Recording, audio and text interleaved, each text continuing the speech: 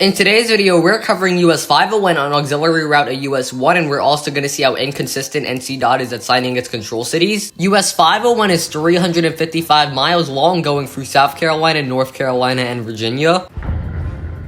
US 501 southern terminus is at US 17 Business in Myrtle Beach, and we also have no control cities. When we meet US 17 proper, we now receive our control city, this being Conway. When US 701 and 378 meet US 501, US 378 is signed west for Lake City in 45 miles, and we're now signed north along with US 701 for Loris and Marion in 19 and 31 miles respectively.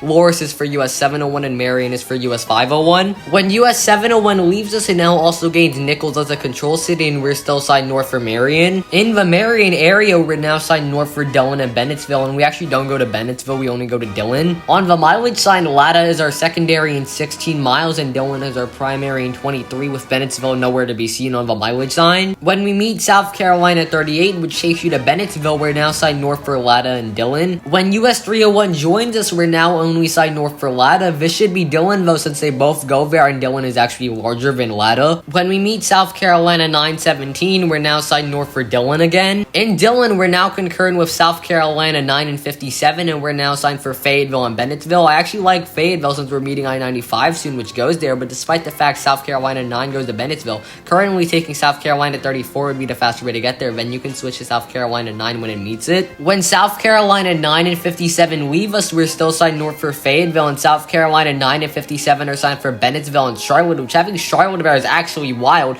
but it is the fastest way to get there by using South Carolina 9 to get to US 601, which will go to Charlotte. When we meet I-95, which is aforementioned, we'll go to Fayetteville. We're now signed north for Roland and Laurinburg, which is how I think it should be signed. Even though Roland is tiny, it is where US 301 and 501 split, so it is understandable why it is signed. We're now crossing into North Carolina, and lucky for them, going northbound isn't signed that horrendously. When we reach the split with US 301 and 501 in Roland, we're now signed north solely for Laurinburg. On the mileage sign, Laurinburg is our secondary now in 13 miles, and Aberdeen is now the primary in 39. One, this is inconsistent, and two, Aberdeen is tinier than Laurinburg. Just sign Laurinburg first. We're now running concurrent with US 74, a future I-74 for Hamlet, Rockingham, and St. Andrews University, none of which are on US 501. When we leave US 74, it is now signed west for Charlotte, which is a lot better, and now we're joining US 15 and 401 north for Fayetteville, which is only on US 401. When US 15 and 501 leave US 401, we're now signed north for Aberdeen and Sanford. On the mileage sign, Aberdeen is our secondary in 27 miles, and Sanford is now our primary in 58. US 1 is now joining us in Aberdeen, and we're now signed north for Southern Pines and Pinehurst. Southern Pines is for all the highways, and Pinehurst is for US 15 and 501. When US 1 leaves us, it is now signed north for Sanford, and we're now signed north for Pinehurst and Carthage. When we reach Pinehurst, we're now solely signed north for Carthage. This should be Sanford, though, because Sanford is larger than Carthage. This mileage sign is inconsistent, but it's actually good because NC DOT is signing Sanford, which is what should be signed. East of Carthage, we are still correctly signed north for Sanford. When we rejoin with US 1, the three highways are still signed north for Sanford. When we meet US 421, we're now signed north for Raleigh and Pittsboro. Raleigh is for US 1 and Pittsboro is for the rest of the highways. When US 15, 501 and North Carolina 87 leave US 1, we gain Chapel Hill as a control city, but it shouldn't also be signed because staying on US 1 is faster, and then you can switch to other roads to get to Chapel Hill, so Pittsboro itself is fine here. In Pittsboro, North Carolina 87 leaves us signed north for 2 West US 64. When we meet US 64, we're now signed north for Chapel Hill, which is actually still correct because US 501 isn't fully the fastest route to Durham yet. When we reach Chapel Hill, we're now joining North Carolina 54 to bypass downtown Chapel Hill, and we have no control cities, unfortunately. Here, we intersect with Manning Road. This was requested by Seahawks fan for life. When North Carolina 54 leaves us, we're now signed north for Durham. There's a few ways you could take from here to get to Durham. For example, taking North Carolina 54, but all the ways get you to Durham in about the same amount of time, so I think this is fine having US 15 and 501 be signed north for Durham. Here we meet Raleigh Road. This was also requested by Seahawks fan for life, and if I interpreted the comment right, both of these were requested for the University of North Carolina at Chapel Hill.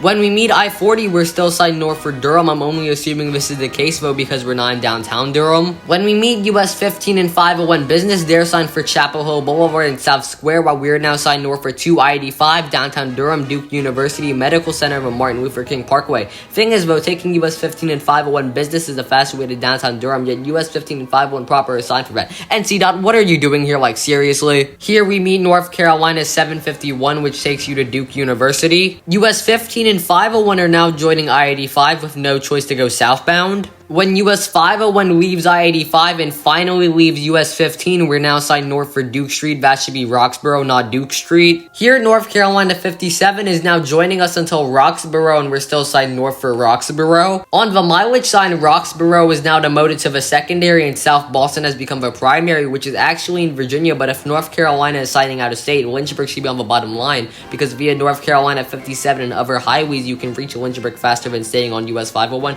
Also, thanks to Quartermont for pointing this out to me when I asked him about this mileage sign. In Roxborough, US 158 is now tagging along with us. When US 158 and North Carolina 57 leave us, we're now correctly signed north for South Boston. After being in North Carolina for what felt like a literal eternity, we're in Virginia now, so that's cool, I guess. When we meet US 58, we're still signed north for South Boston. When we meet Virginia 659, we're now signed north for Halifax. This should be Lynchburg, not Halifax, because Lynchburg is significantly larger than Halifax. In Halifax, we meet Virginia 360, and we're now signed north for Lynchburg. In Lynchburg, we meet US 29 and 460, and we're now signed for Danville and Roanoke. Danville's for US 29, and Roanoke is for US 460, meaning that US 501 actually has no control cities here, which is actually correct because the next control city that should be signed, staying on US 501, isn't the fastest way to get there. When US 501 leaves US 29 and 460, we're now signed north for Candler's Mountain Road and Buena Vista. Here we meet US 29 Business, which is also the Lynchburg Expressway. This exit was requested by CS Zincy Railfan. And here's our northern terminus of US 501 and Buena Vista at US 60, signed west for 2 I-81.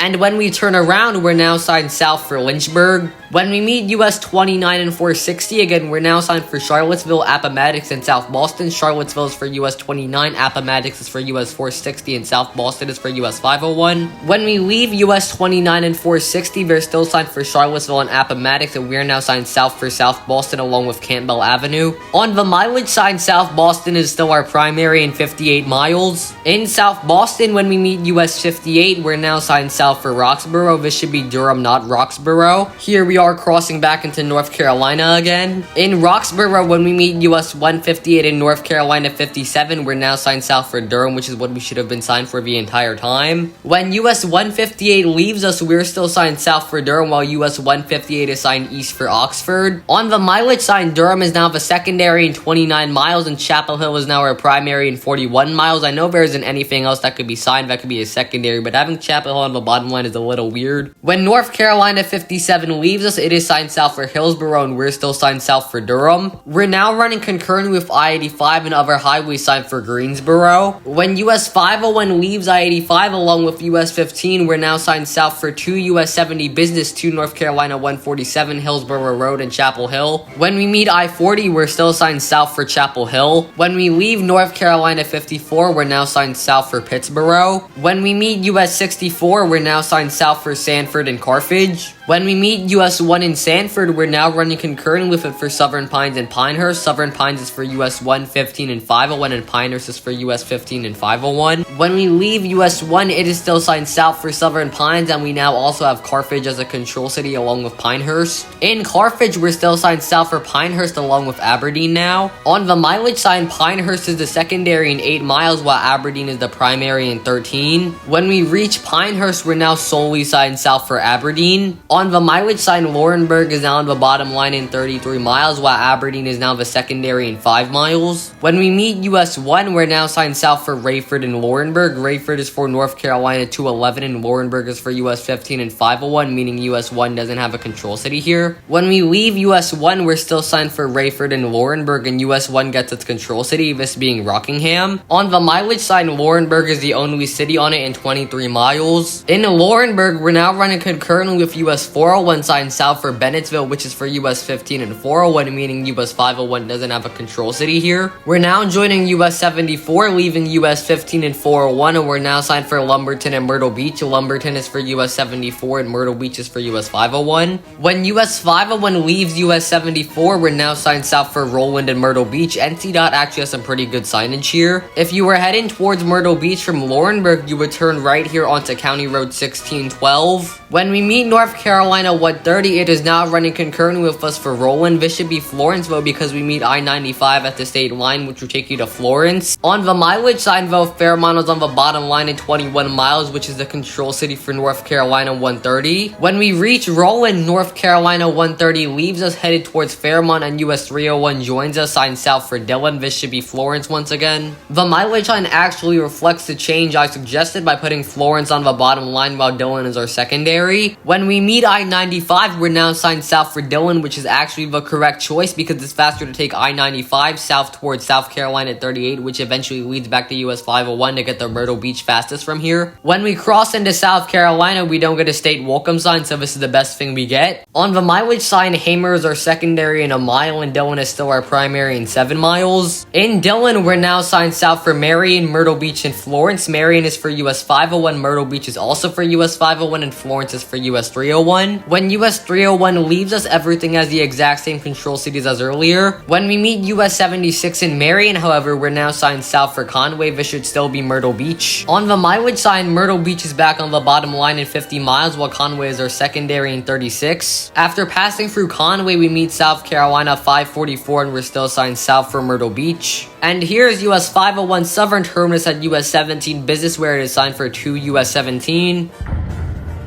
The control cities for Northbound should be Conway, then Marion, then Dillon, then Fayetteville because of US 301, then Roland and Laurinburg, then Laurinburg by itself after crossing through Roland, then Aberdeen, Sanford, Southern Pines, and Pinehurst, then Pinehurst when you leave US 1, then Sanford, skip Carthage, and Raleigh and Pittsboro, Raleigh because of US 1, then Pittsboro, don't sign Chapel Hill yet, then Chapel Hill, Durham, Roxborough, don't sign downtown Durham on US 15 and 501, then Richmond because of I-85, then Roxborough when you leave I-85, then Lynchburg when you meet North Carolina at 57, then South Boston when you get to Roxborough, then Lynchburg, then Roanoke and Danville because of US 29 and 460, and then Buena Vista when you leave US 29 and 460. And for Southbound, the control city should be Lynchburg, then South Boston, then Durham, skip Roxborough, then Greensboro because of I-85, then Chapel Hill, Pittsboro, Sanford, Pinehurst, skip Carthage, then Aberdeen, then Laurinburg, then Bennettsville because of US 15 and 401, then Lumberton and Myrtle Beach when you leave US 15 and 401, Lumberton is for US 74, then Roland and Myrtle Beach when you leave US 74, then Roland and Florence after you meet County Road 1612, then Florence after crossing through Roland, then Dillon, and then finally Myrtle Beach. Don't sign Marion and Conway, they're fine as secondaries. If you enjoyed today's video, please subscribe. I also have others on my channel where I cover more US highways, and I also cover interstates and state highways, and I also look into control cities to see if they're worthy of control city status. Anyway, see you guys next time. Bye!